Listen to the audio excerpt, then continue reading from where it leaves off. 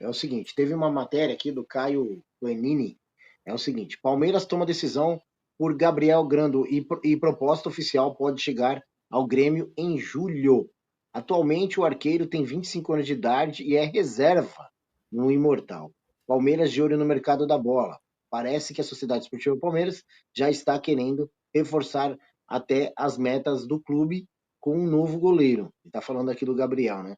Atualmente o Abel Ferreira conta com 3 opções para a posição do arqueiro. O Everton com 37 anos de idade, Lomba com 38 e Matheus com 22. Desta forma, o Alviverde busca alternativa e olha com atenção para o goleiro Gabriel Grando, do Grêmio. Recentemente, com todos os detalhes também divulgados vale lembrar que quem deu esse primeiro nome, a primeira pessoa que deu esse nome aqui foi o Firmino, tá? Vamos dar crédito para quem tem crédito. O Palmeiras aparece como time interessado na contratação do goleiro. Atualmente, na equipe gaúcha, o goleiro tem 25 anos e é reserva. Fez 7 jogos na temporada de 2025. Há realmente um interesse no Gabriel, de acordo com as informações do Fábio Vargas também. Aqui a reportagem está falando do Fábio Vargas, que foi atrás dessa informação. Que cobre o dia a dia do Grêmio, o Palmeiras continua com o desejo de contar com Gabriel Grando, devido a uma situação do Lomba que pode sair do Palmeiras no meio do ano.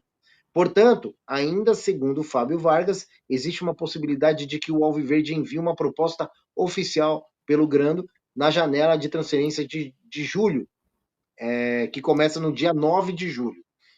Dessa maneira, ainda não foi enviada uma proposta, o Palmeiras segue avaliando o arqueiro, por conta de ter mais detalhes para poder fechar. Aí tá falando aqui, ó, situação com os atuais goleiros. Everton segue sendo titular do Abel Ferreira na temporada de 2025. Disputou 18 partidas e não sofreu gols em nova oportunidade. O atual vínculo com o Alviverde é válido até 2026. Recentemente, sofreu críticas por parte da torcida pelo seu desempenho.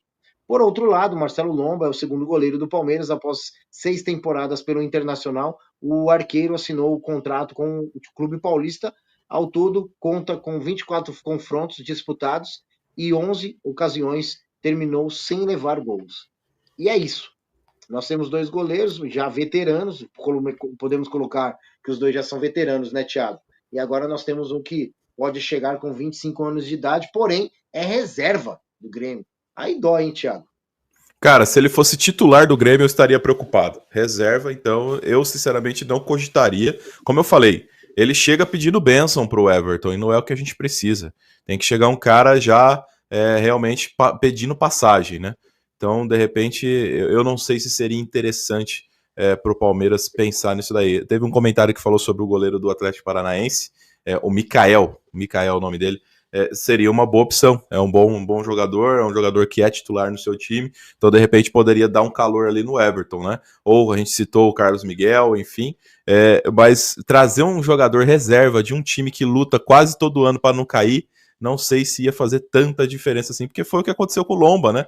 O Lomba, querendo ou não, vinha aí numa fase não muito iluminada, estava no Internacional na época, quando veio para o Palmeiras, sentou o bumbum ali no banco e ali ficou. E foi isso, cara. Veio, ganhou seu dinheiro, colocou a sua fotinha nos títulos históricos aí do Palmeiras e é isso. Então é o que vai acontecer se você trouxer aí um reserva do Grêmio. Apesar de jovem, né? Não vai ter tantas oportunidades enquanto o Everton estiver por lá. Se for para colocar jovem, dá mais minutagem pro Mateusão, porra, que já tá lá.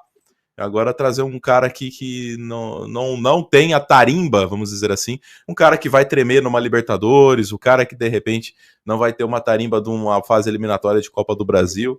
Eu não sei se o Palmeiras faz um bom investimento trazendo algo que ele já tem dentro de casa. Se for para buscar no mercado, traz alguém que veste a camisa do aeroporto. Sobre o mercado da bola também, tá? É um portal argentino falando sobre o interesse do River no Flaco Lopes. Ainda, existem 2 atacantes que o River Plate está interessado.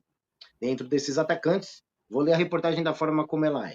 O River aposta em 2 atacantes em julho, Flaco Lopes e Alejo Vélez. O atacante do Palmeiras marcou 10 gols em 35 jogos no último Brasileirão. Vélez marcou 1 gol em 22 partidas pelo Espanyol da Liga Espanhola. Sua transferência pertence ao Tottenham. também se deve a uma possível saída do Borja, do River.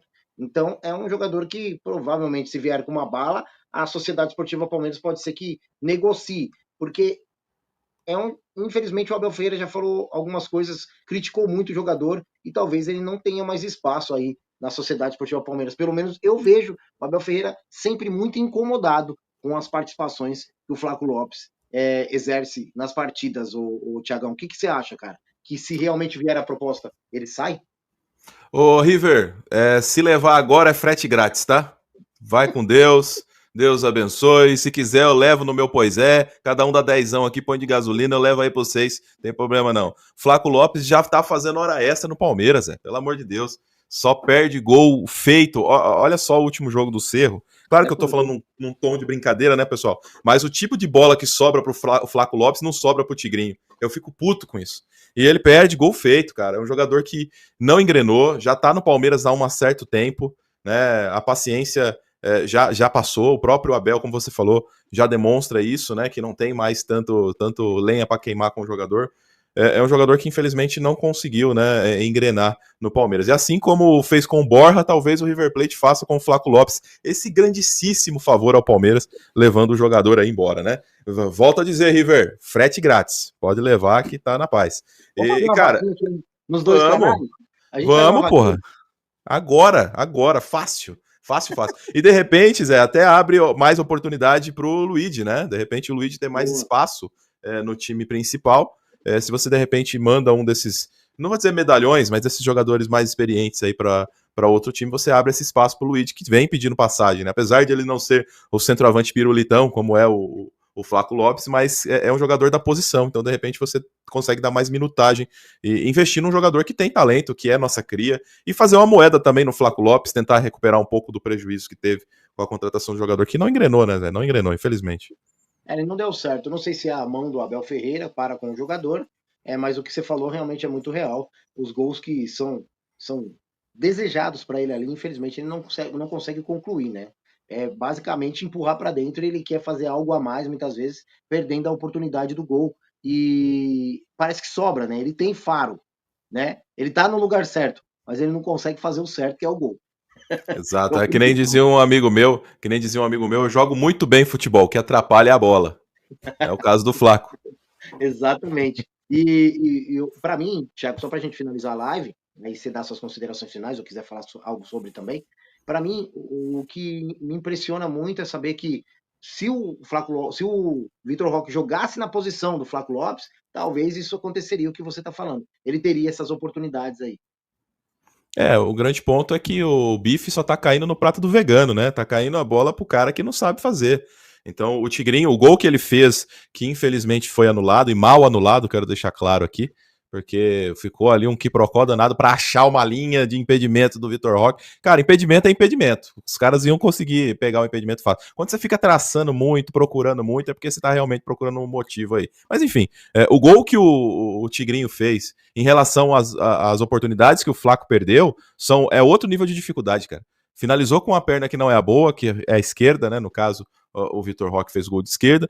O Flaco Lopes, todas as bolas sobraram na perna boa dele e ele não conseguiu fazer o gol. Então, por aí você já percebe que há um gap técnico muito grande. E realmente, em termos de posicionamento, talvez se o Vitor Roque fosse menos explosão, né? Porque o futebol do Vitor Roque é muito bola na frente e eu disputo com os caras lá. O Flaco não, o Flaco é pirulitão. A bola tem que vir nele para ele poder virar, fazer o pivô, bater, enfim. Então, eu não sei se de repente esse ajuste técnico ajudaria o Vitor Roque, né? Mas o fato é que ele entregou muito mais tecnicamente do que o nosso querido Flaco já em